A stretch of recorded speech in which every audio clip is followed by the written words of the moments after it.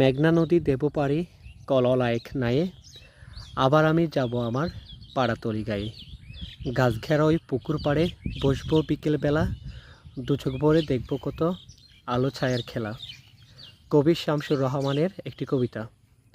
যদিও এখানে মেঘনা নদী নেই বা পুকুর পাড় নেই, কিন্তু আপনি যদি এখানে বসে এখানকার পরিবেশ দেখেন তাহলে আপনি অবশ্যই মুগ্ধ হবেন, এবং মুগ্ধ না হয়ে কোনো উপায় নেই।